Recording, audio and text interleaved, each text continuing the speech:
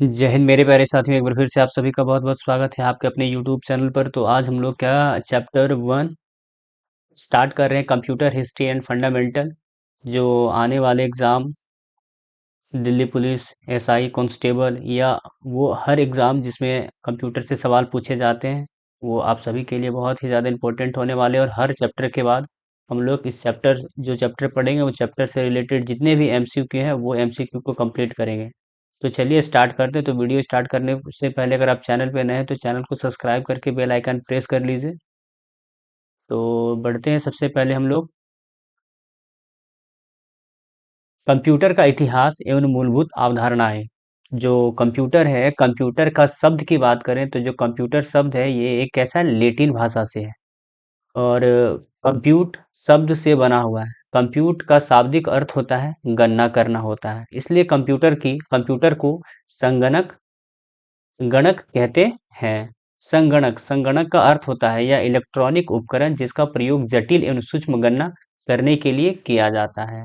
ये संगणक। अब यहाँ पे देखिए, आप बस थ्योरी को ध्यान से देखिए, बस यही थ्योरी से ही एमसीक्यू बनता है। और आप जब प्रैक्टिस कीजिएगा एमसीक्यू को, तब आपको लगेगा। और मैं एमसीक्यू में वही सारा क्वेश्चंस डालूंगा जो कोई ना कोई एग्जाम में पूछा गया है। अब गणक।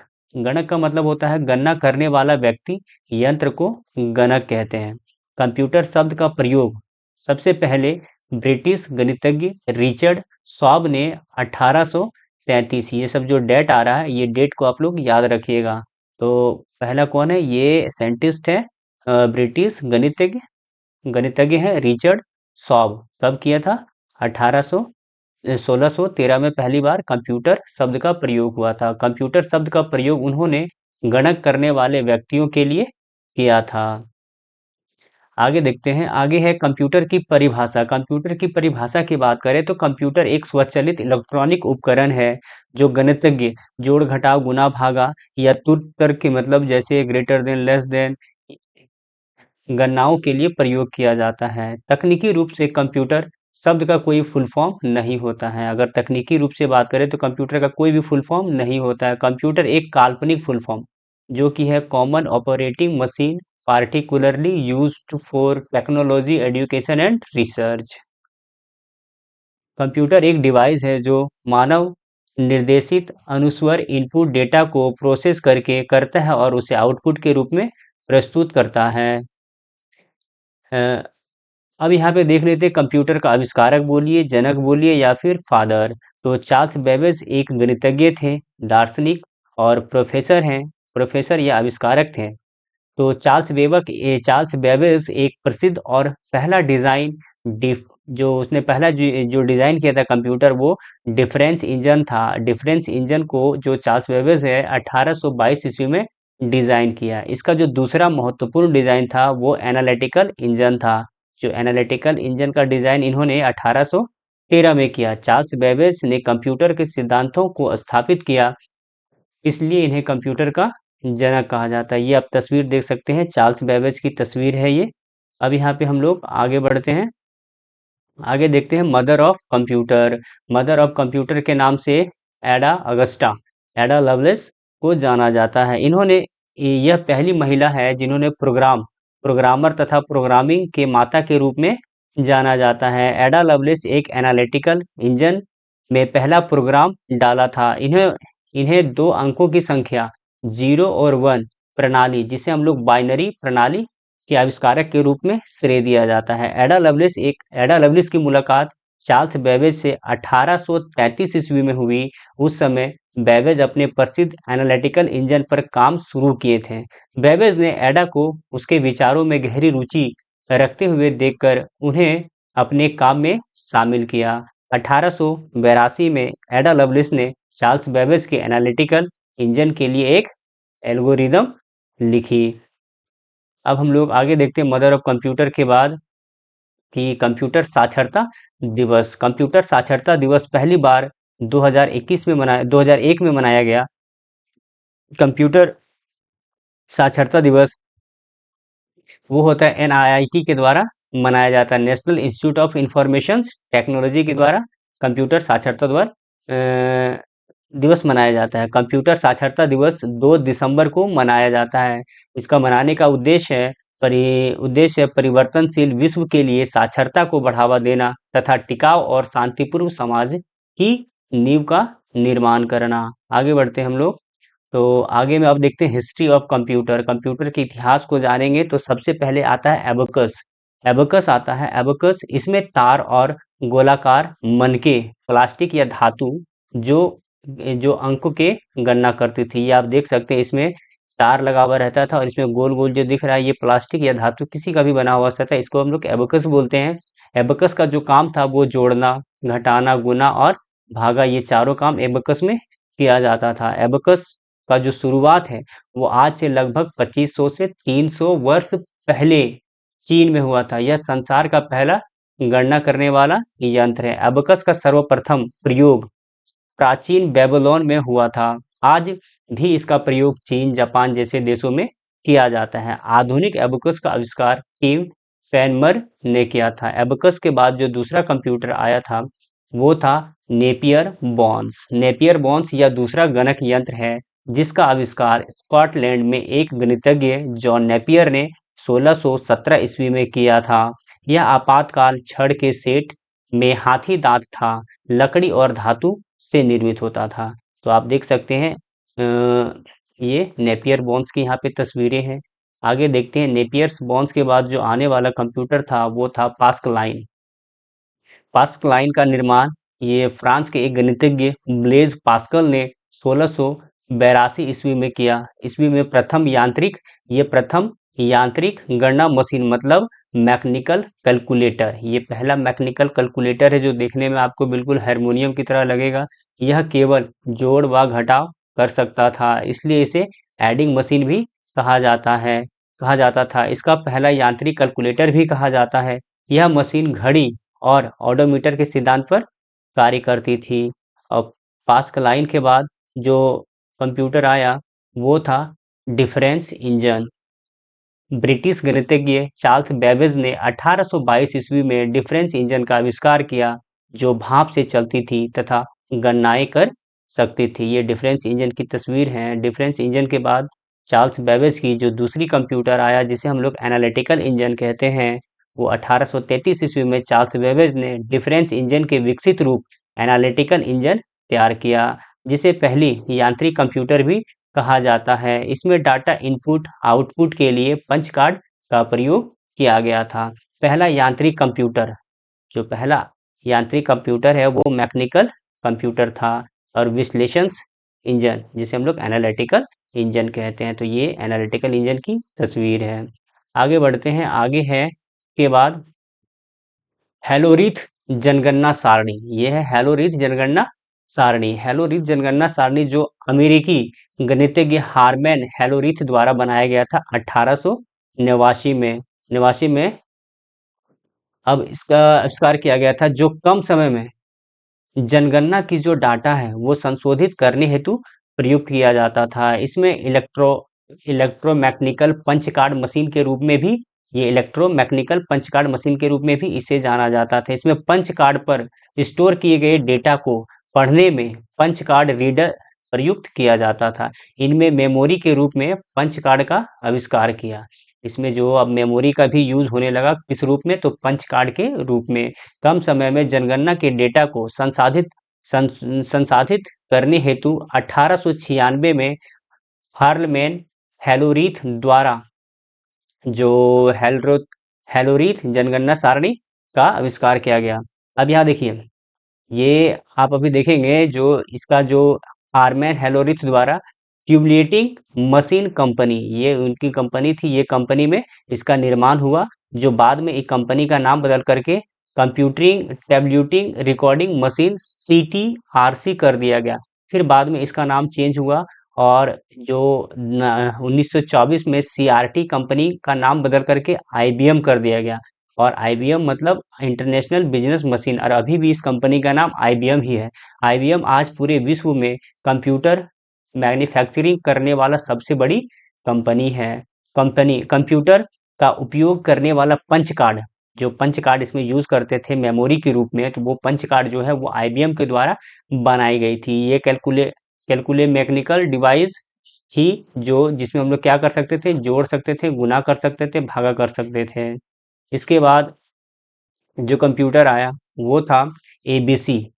एबीसी जिसको हम लोग ऑटोनोसेफ बैरी कंप्यूटर कहते थे। डॉक्टर जॉन वेसेंट एटमॉनसेफ ने 1842 में एबीसी कंप्यूटर विकसित किया। इनमें आंतरिक लॉजिक हेतु वैक्यूम ट्यूब व संचालन हेतु कैपेसिटर प्रयुक्त किया। सबसे पहले स्वचालित इलेक्ट्रॉनिक डिजिटल कंप्यूटर जो एक साथ अनेक सारणी के समाधान करने हेतु प्रयुक्त था। इसके बाद एबीसी कंप्यूटर के बाद जो कंप्यूटर आया वो कंप्यूटर था mark one. Mark one computer 1937 ईस्वी में शुरू हुआ तथा 1944 ईस्वी में पूर्ण हुआ। इसको बनने में 37 3 4 7 साल लगे, पूर्ण हुआ। आईबीएम के सहयोग तथा हार्वर्ड एकन के निर्देश में मार्क वन को विकसित किया गया। मार्क वन का आधिकारिक जो नाम था वो था ऑटोमेटिक सीक्वेंस कंट्रोलर कैलकुलेटर था। हार्वर्ड विश्वविद्यालय इसका नाम बदल करके मार्क वन रखा। यह 6 सेकंड में गुना और 12 सेकंड में भागा करने में सक्षम था। विश्व का प्रथम पूर्ण स्वचालित विद्युत यंत्र गणना यंत्र मार्क वन है। ये पहला कंप्यूटर था जो इलेक्ट्रिसिटी से चलता था। Enix Enix electronic numericals integrator और कंप्यूटर। एनिक्स का जो आविष्कार है, एनिक का आविष्कार 1946 में जेपी एकार्ट एंड जॉन मॉचली ने किया। यह पहला पूर्ण इलेक्ट्रॉनिक डिजिटल कंप्यूटर था। एनिक 1 सेकेंड में 5000 से अधिक कैलकुलेशन कर सकता था, जो उस समय तक आविष्कार किए गए किसी भी उपकरण से 1000 गुना अधिक तेजी तथा उससे 18,000 गुना वैक्यूम ट्यूब का इस्तेमाल किया गया था। एनिक का प्रोग्राम के लिए स्टोरेज नहीं था, लेकिन इसमें क्या था, कोई भी प्रोग्राम को स्टोर करने के लिए कुछ जगह नहीं था। तो मार्क वन के बाद जो कंप्यूटर आया वो कंप्यूटर था। अब यहाँ से हम लोग स्टार्ट करते हैं आधुनिक कंप्यूटर के आधुनिक युग की जो शुरुआत है वो कब हुई थी, 1946 में। 1946 से मानी जाती है। और जो एलन मैथ्यूजन्स ट्यूरिंग जो है वो आधुनिक कंप्यूटर के जनक के रूप में जाने जाते हैं। कंप्यूटर साइंस के पिता एलन ट्यूरिंग को कहा जाता है। इलेक्ट्रॉनिक कंप्यूटर का आविष्कार एलन ट्यूरिंग ने किया था। इन्होंने ट्यूरिंग मशीन का आविष्कार किया था। EDVAC electronic EDVAC electronic discrete variable automatic computer. इसका निर्माण 1944 से 1948 4 साल लगा इसको बनाने में। और डॉक्टर वॉन न्यूमैन जेपी इकॉर्ट ने बनाया। और एडवेक्स में स्टोर करने की क्षमता थी। एडवेक्स 1952 में विकसित पहला संग्राहित प्रोग्राम था। आधुनिक कंप्यूटर का विकास में सर्वप्रथम योगदान डॉक्टर वॉन न्यूमैन का है। इन्होंने डाटा को अनुदेश में बाइनरी प्रणाली 0-1 में संग्रहित करने का श्रेय दिया जाता है। Address electronic delay storage automatic calculations computer. Address का आविष्कार, एडसेस कंप्यूटर है, इसका आविष्कार जो है वो मॉरिस वेलिक्स ने 1948 में किया। यह पहला पहला प्रोग्राम संग्रहित डिजिटल कंप्यूटर है। मेमोरी में निर्देश तथा डाटा स्टोर करने की क्षमता थी इसमें। यूनिवैक्स वन जिसका यूनिवर्सल ऑटोमेटिक कंप्यूटर है। यूनिवैक्स वन का जो निर्माण है वो 1891 में 1951 में जॉन मॉचली और जॉन पीपर एकार्ट ने बनाया। यह प्रथम व्यापारिक कंप्यूटर है। तो आप याद रखिएगा यूनिवैक्स ज़्यादा इंपॉर्टेंट है। यूनिवैक्स जो वो कब है, तो 1951 में जॉन मॉचली और जॉन पीपियर एकार्ट ने बनाया था। और ये प्रथम क्या है, व्यापारिक मशीन है। इसके बाद जो आने वाला कंप्यूटर है वो है IBM 650 650 IBM 650 magnetic drum data processing machine. तो एक प्रारंभिक डिजिटल कंप्यूटर है। इसे IBM कंपनी के द्वारा 1953 में विकसित किया गया था। यह input output unit alphabetically and special character में 2 अंकीय डेसिबल कोड में परिवर्तन करता था। IBM ये 650 कंप्यूटर है। इसके बाद हम लोग देखते हैं, इसके बाद आया फिर ये है आईसी इंटीग्रेटेड सर्किट। आप लोग देखते हैं अभी जब हम लोग कंप्यूटर जनरेशन से जाएंगे तो उसमें पता चलेगा कि आईसी इंटीग्रेटेड सर्किट का कहाँ पे यूज किया गया था। तो 1958 में जो आईसी ये इंटीग्रेटेड सर्किट का निर्माण हुआ था। 1958 ईस्वी में जेक किल्बी एंड रॉबर्ट नाइक ने आविष्कार किया था। तो इंटीग्रेटेड सर्किट का आविष्कार किसने? ये दो साइंटिस्ट का नाम आप याद रखिएगा, जेके किल्बी एंड रॉबर्ट नाइट्स। आईसी के आधार पर ही ज्यादा क्षमता वाले मेमोरी और हाई स्पीड कंप्यूटर की नींव पड़ी। इसे आईसी चिप या माइक्रो चिप भी कहा जाता है। आईसी जो है वो सिलिकॉन और जर्मेनियम जर्मेनियम की छोटी चिप होती है। अब इसके बाद जो है वो आ गया है प्रोसेसर। जो प्रोसेसर हम लोग अभी यूज करते हैं, तो प्रोसेसर जो है बनाने का जो श्रेय है वो इंटेल कंपनी ने माइक्रो प्रोसेसर का वास्तुकार ट्रेप हाई हॉट ने छोटा प्रोसेसर यानी micro programmable computer chip Intel 400 पहला जो प्रोसेसर था वो क्या था? इंटेल 404 का आविष्कार किया। और ये कब हुआ था? तो 1971 में हुआ था। अब यहाँ पे हम लोग चलते हैं आगे, कंप्यूटर की पीढ़ी की बात करते हैं। कंप्यूटर की पीढ़ी करें तो कंप्यूटर में अभी तक पांचवी पीढ़ी चल रही है। जो प्रथम पीढ़ी है, ये डेट आप याद रखिएगा, एग्जाम में डेट पूछ लिया जाता है। पहली पीढ़ी है जो 1942 से 1955 तक चली, और दूसरी पीढ़ी 1956 से 1964 तक, और थर्ड पीढ़ी की बात करें तो 1965 से 1975 तक, और फोर्थ पीढ़ी 1976 से 1990 तक।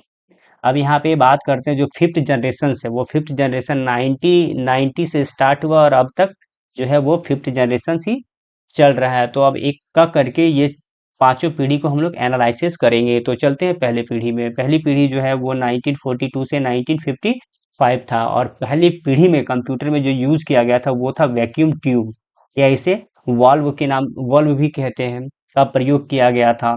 वैक्यूम ट्यूब का जो खोज है वो जॉन एम्ब्रोस फ्लॉमिंग, ये वैक्यूम ट्यूब का खोज किसने किया था? तो जॉन एम्ब्रोस फ्लॉमिंग ने किया था। 1904 ईस्वी में की थी।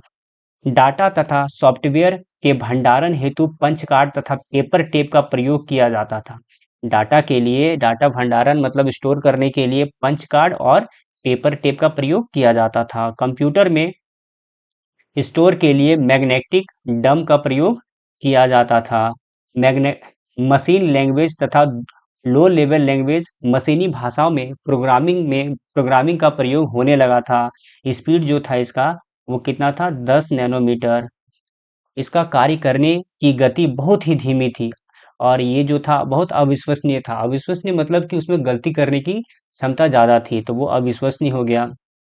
जगह घेरने वाले व बहुत अधिक विद्युत ऊर्जा का खपत करने वाला था। बिना एयर कंडीशन का चलना असंभव था। इस पीढ़ी का कंप्यूटर में निर्मित मुख्यतः इसमें एनईएक्स है, या फिर डीवैक्स है, एडसेस है प्रयोग किया गया था, और यूनिवैक्स वन, आईबीएम 650, मार्क वन, शेष, आईबीएम 701, ये सब प्रथम पीढ़ी की कंप्यूटर के एग्जाम्पल हैं। तो आप इसमें से कुछ कुछ याद रखिएगा, जैसे एक दो तीन, ये तीनों इंपॉर्टेंट है। आईबीएम 650 और आईबीएम 701 ये सब प्रथम पीढ़ी के कंप्यूटर हैं। प्रथम पीढ़ी के बाद हम लोग चलते हैं अब दूसरी पीढ़ी में। तो दूसरी पीढ़ी में जो है वो वैक्यूम ट्यूब। अब यहाँ पे देखिए, जहाँ पे वैक्यूम ट्यूब का जगह पे हम लोग सेमीकंडक्टर का प्रयोग होने लगा था। ट्रांजिस्टर का आविष्कार, जो सेमीकंडक्टर ट्रांजिस्टर, तो जो ट्रांजिस्टर का आविष्कार है वो विलियम साल्क, जॉन और बॉर्डी तथा वॉल्टर ब्रेटन ने 1947 ईस्वी में अमेरिका में किया था। इनमें डाटा सुरक्षित स्टोर करने के लिए चुंबकीय टेप और डिस्क का प्रयोग किया गया था। इसका जो स्पीड था वो 10 माइक्रो सेकेंड था, 10 माइक्रो सेकेंड था। इसका कार्य करने के लिए असेंबली भाषा का प्रयोग होता था, जो कि मशीन भाषा की तुलना में आसान थी। असेंबली भाषा का आविष्कार जो है वो कैथलीन बूथ के द्वारा किया गया था। बैच ऑपरेटिंग सिस्टम व मल्टी प्रोग्राम ऑपरेशन सिस्टम का प्रयोग किया गया था। मैग्नेटिक एम इम की जगह मैग्नेटिक कोर पहले मैग्नेटिक इंक का प्रयोग की जगह पे, अब उसके जगह पे कौन आ गया था, तो मैग्नेटिक कोर मेमोरी का प्रयोग होता था। अब यहाँ पे देखते हैं जो COBOL COBOL common business oriented language और फोर्ट रेंट मतलब फॉर्मूला ट्रांजैक्शन जैसे उच्च स्तरीय भाषा का विकास शुरू हुआ। यह प्रथम पीढ़ी के कंप्यूटर के तुलना में अधिक भरोसेमंद और आकार में छोटा, लाइट की खपत कम और कम वजन, अधिक गति था। ये दूसरा पीढ़ी में यहाँ देखते हैं तो एटलस, हॉनिवेल 400, सीडीसी 1604 या फिर 3600, आईबीएम 7000, आईबीएम 1401। तो ये सब एग्जाम्पल हैं दूसरी पीढ़ी की। अब हम लोग बढ़ते हैं नेक्स्ट तीसरी पीढ़ी की ओर। तो तीसरी पीढ़ी में देखते हैं जो अब यहाँ पे देखते हैं जो ट्रांजिस्टर है, वो ट्रांजिस्टर को हटा करके IC integrated circuit IC chip का प्रयोग किया गया। आईसी चिप सेमीकंडक्टर जो सिलिकॉन का प्रयोग किया जाता था। ऑपरेटिंग सिस्टम की बात करें तो रियल टाइम ऑपरेटिंग सिस्टम और time sharing system, multi programming operating system मतलब ऑपरेटिंग सिस्टम, ये एग्जांपल है जो थर्ड जनरेशन में ऑपरेटिंग सिस्टम का यूज किया गया था। स्टोरेज डिवाइस के लिए मैग्नेटिक डिस्क का प्रयोग किया गया था। अब यहाँ पे कीबोर्ड, अब थर्ड ही तीसरी पीढ़ी से ही हम लोग कीबोर्ड, मॉनिटर, रैम, रोम का प्रयोग होने लगा था। अब इसके जनरेशन्स में कंप्यूटर की बात करें तो मिनी कंप्यूटर, ऑपरेटिंग सिस्टम का प्रयोग होने लगा था। जो भी हम लोग ऑपरेटिंग सिस्टम यूज करते हैं वो ऑपरेटिंग सिस्टम का शुरुआत थर्ड पीढ़ी से हो गया था। इस पीढ़ी में निर्मित कंप्यूटर है IBM 360, IBM 370 series, Honeywell 6000 series या PDP 8x11, CDC 6600 super computer का भी आविष्कार हो गया था तीसरी पीढ़ी में। अब बढ़ते हम लोग आगे चौथी पीढ़ी की ओर। तो जो चौथी पीढ़ी है जो 1976 से 1990 तक चली थी, कंप्यूटर क्षेत्र में सबसे बड़ी क्रांति इसी पीढ़ी में आई है। आकार में कमी हो गया, अधिक प्रभावशील, विश्वसनीयता एवं गति मान हो गया, अधिक मेमोरी क्षमता, एयर कंडीशन की आवश्यकता अब पूरी तरीके से खत्म हो गई थी। इस पीढ़ी में माइक्रो कंप्यूटर, पर्सनल कंप्यूटर का विकास हुआ। स्पीड की बात करें तो कितना हो गया, पिको में 1 पिकोमीटर हो चुका था। इस पीढ़ी का कंप्यूटर का विशाल एकीकृत सर्किट मतलब लार्ज स्केल इंटीग्रेटेड सर्किट का यूज होने लगा और VLSIC मतलब very large scale integrated circuit का यूज। तो LSIC और VLSIC का यूज हम लोग चौथी पीढ़ी में करने लगे थे, सर्किट का प्रयोग किया जाने लगा। इसे एलएसआई सर्किट में 3 लाख, जो लार्ज स्केल इंटीग्रेटेड सर्किट है, इसमें 3 लाख ट्रांजिस्टर के बराबर काम करने की क्षमता थी, जिसको माइक्रो प्रोसेसर चिप कहा जाता था। इसकी अगर बात करें तो इसमें C++ या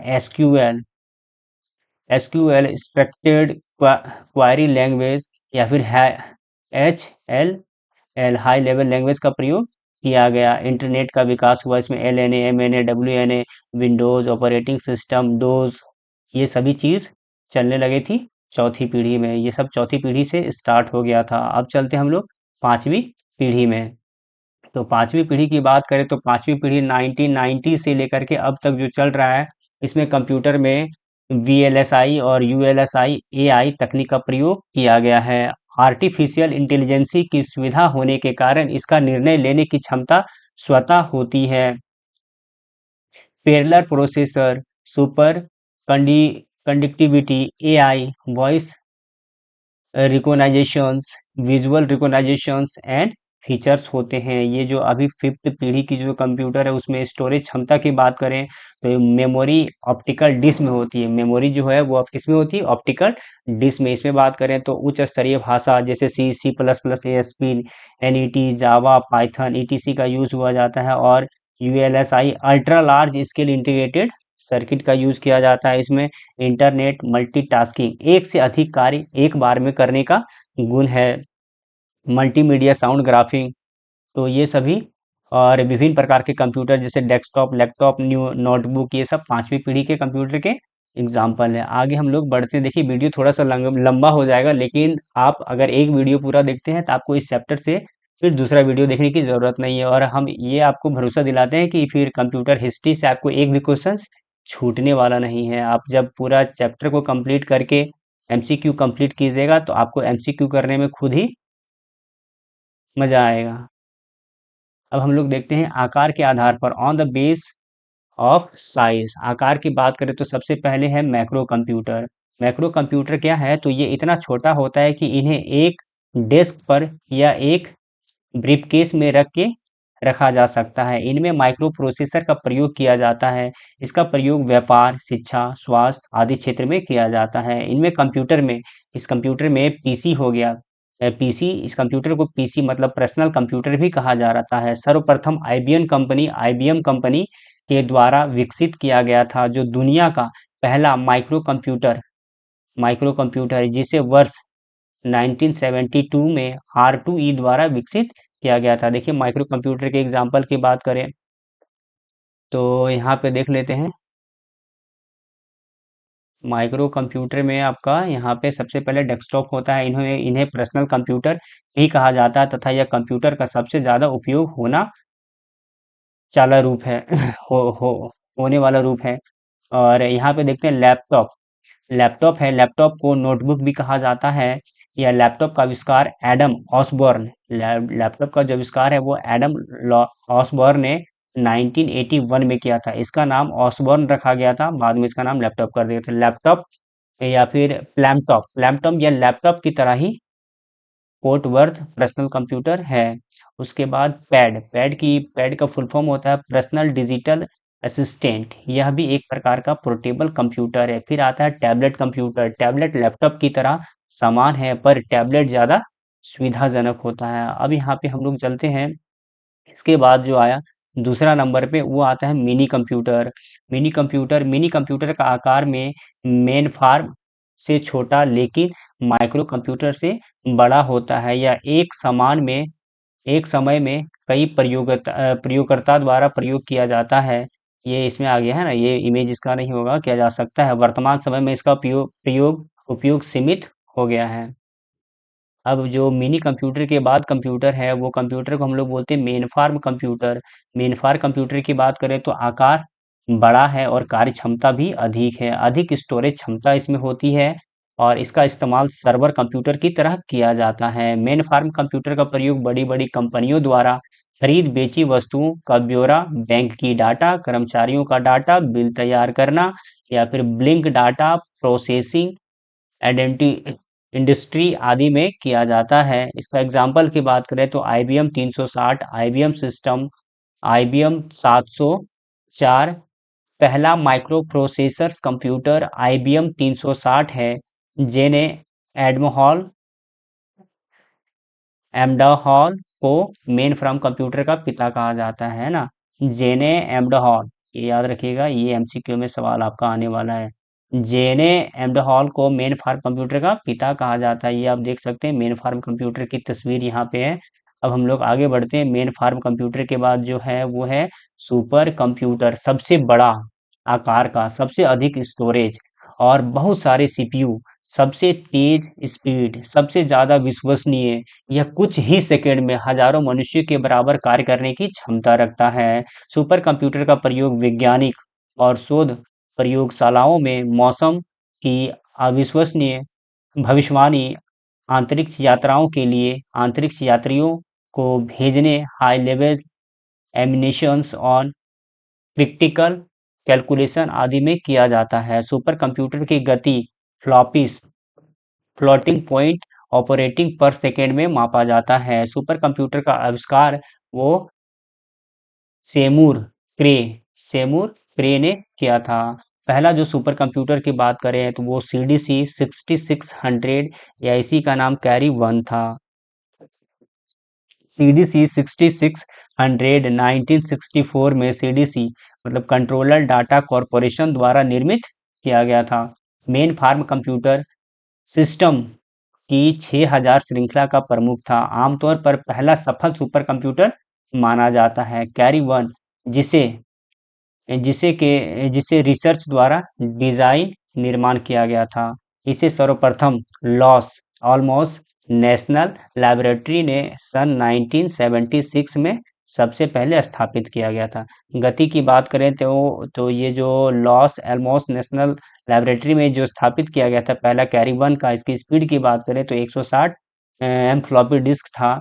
पावर की बात करें तो इसमें 115 किलोवाट और 208 वोल्टेज और 4000 हर्ट्ज था। ओएस की बात करें ऑपरेटिंग सिस्टम तो सीओएस और यूनिकोस उस समय ऑपरेटिंग सिस्टम इसमें थी। अब सुपर कंप्यूटर की कुछ और देख लेते हैं सवाल इसमें। तो सबसे तेज सुपर कंप्यूटर है वो computer AI captain 1742 PETA floppy disk है ना, ये इसका स्पीड है 1742 पेटा फ्लॉपी पर सेकेंड। उसके बाद यहाँ पे आते हैं फोर्टेन। फोर्टेन जो कि अमेरिका की सुपर कंप्यूटर है, इसकी स्पीड की बात करें तो 1102 पेटा फ्लॉपी पर सेकेंड। ये फुगाकू जो कि जबान जापान की है, और ल्यूमी जो कि फिनलैंड की है, और लियोनार्डो इटली की, सुमिता सुमिति अमेरिकी की, और भारत के वर्तमान में सबसे तेज सुपर कंप्यूटर की बात करें तो वो एरावत है। और पहला सुपर कंप्यूटर भारत की बात करें तो वो परम 8000 है। अब बढ़ते हैं हम लोग आगे। तो आगे यहाँ पे अब हम लोग चलते हैं कार्य बेस, मतलब काम के आधार पर कंप्यूटर को बांटना। काम के आधार पर बांटेंगे, बेस होना मैथोलॉजी।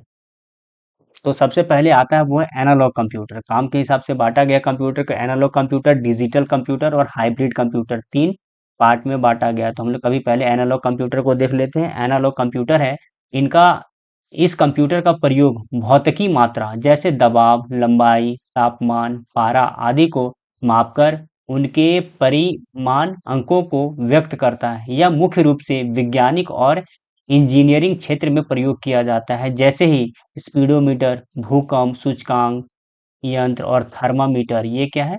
ये एनालॉग कंप्यूटर की एग्जाम्पल है। एनालॉग कंप्यूटर के बाद जो दूसरा कंप्यूटर आता है वो है आपका डिजिटल कंप्यूटर। तो डिजिटल कंप्यूटर सामान्यतः हम जिन कंप्यूटर की बात कर रहे हैं वो डिजिटल कंप्यूटर है जो बाइनरी नंबर 01 का प्रयोग करता है। इसका एग्जाम्पल है desktop computer, laptop, smartphone, PC, smart watch, bike, digital meters. ये सब क्या है? तो ये सब डिजिटल कंप्यूटर है। डिजिटल कंप्यूटर के बाद जो कंप्यूटर आता है वो है हाइब्रिड कंप्यूटर। हाइब्रिड कंप्यूटर जो है वो एनालॉग और डिजिटल कंप्यूटर दोनों कंप्यूटर का मिश्रण है। एनालॉग कंप्यूटर डिजिटल एनालॉग तथा डिजिटल कंप्यूटर के मिश्रण के रूप में हाइब्रिड कंप्यूटर कहा जाता है। इसके द्वारा भौतिकी मात्राओं को अंकों में परिवर्तन करके उसे डिजिटल रूप में प्रदर्शित करता है। इनका प्रयोग हॉस्पिटल, रक्षा क्षेत्र व वैज्ञानिक आदि करते हैं। इसके एग्जाम्पल की बात करें तो ईसीजी या electronic blood pressure machine, dialysis machine, petrol pump में जो पेट्रोल पंप का जो मशीन होता है वो, या फिर thermometer, ATM machine, ultrasound machine, ये सब मशीन है हाइब्रिड कंप्यूटर के एग्जाम्पल। इसमें क्या होता है? इसमें दोनों एनालॉग और डिजिटल दोनों को मिक्स करके बनाया गया है। अब इसके बाद हम लोग आगे बढ़ते हैं। तो आगे यहाँ पे आता है कार्य कि काम के आधार पर डिजिटल कंप्यूटर को तीन वर्ग में बांटा गया है वर्क के हिसाब से। तो पहला जो है वो वर्क स्टेशंस में क्या है? सामान्य कंप्यूटर को कैपेसिटी के आधार पर कैपेसिटी वाले कंप्यूटर सिस्टम कहते हैं। दूसरा जो होता है वो सर्वर, यह कंप्यूटर स्वयं से जुड़ी कंप्यूटर्स को डेटा प्रदान करता है। उसके बाद जो थर्ड है वो एम्बेडेड सिस्टम, पहले से भारी पहले से सारी चीजों को पूर्ण निर्धारित करता है। तो अब आगे बढ़ते हैं। आगे है कि उद्देश्य बेस होना पर्पस के हिसाब से देखते हैं तो सामान्य उद्देश्य कंप्यूटर, जनरल पर्पस कंप्यूटर, इनके आकार के कार्य करने की क्षमता, सामान्य कार्य जैसे लेटर लिखना, डॉक्यूमेंट तैयार करना, डेटाबेस बनाना आदि का प्रयोग करते सामान्य उद्देश्य है ना। और दूसरा जो होता है वो विशिष्ट उद्देश्य, जिसको हम लोग बोलते हैं स्पेशल पर्पस कंप्यूटर, जो किसी विशेष कार्य के लिए बनाया जाता है, जैसे म्यूजिक म्यूजिक स्टूडियो, अंतरिक्ष विज्ञान, मौसम विज्ञान, रक्षा, मतदाताएं नियंत्रण आदि का प्रयोग के लिए।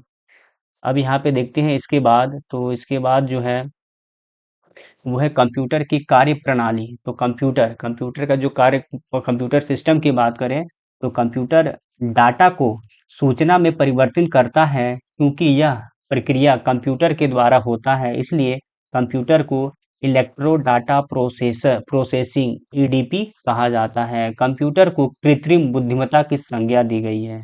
कंप्यूटर जितना समय में कार्य संपन्न करता है वह समय एक्विशंस टाइम कहलाता है। कोई व्यक्ति कंप्यूटर साक्षर कहलाता है यदि वह केवल आवश्यक एप्लीकेशंस को चलाने में सक्षम हो। अब यहाँ पे हम लोग देखते हैं कंप्यूटर की विशेषताएं। विशेषताएं की बात करें तो कंप्यूटर की स्पीड होती है। कंप्यूटर प्रोसेसर की स्पीड को हर्ज में मापा जाता है। वर्तमान समय में कंप्यूटर को नैनो सेकेंड में गणना कर सकते हैं। अब इसके देखिए एक्यूरेसी इसकी 100% होती है। और यहाँ पे विशाल भंडार क्षमता, मतलब इसमें लार्ज स्टोरेज कैपेसिटी होती है। कार्य क्षमता की इफिशियंसी बात करें और ये क्या था, विविधता होती है, वेरिस्टेबिलिटी है ना, वो साक्षरता। डिजिटा की बात करें तो डायलिजेंसी की बात करें तो ना थकने वाला है ना ही बोर होने वाला है, अपनी गति को सटीकता हुए बिना कार्य करने वाला, गोपनीयता बनाए रखता है, प्राइवेसी होता है, विश्वसनीय होता है, वह स्वचालित ऑटोमेटिकली होता है। इसके बाद अगर हम आगे बढ़ते हैं तो ये आज का यहाँ से थ्योरी खत्म होता है। फिर नेक्स्ट जो वीडियो आएगा उसमें हम लोग एमसीक्यूज का कंप्लीट करेंगे। एमसीक्यू ज़्यादा इंपॉर्टेंट है तो आप लोग एमसीक्यू जरूर देखिएगा, और चैनल में नए हैं तो सब्सक्राइब कीजिए। मिलते हैं नेक्स्ट वीडियो में। जय हिंद।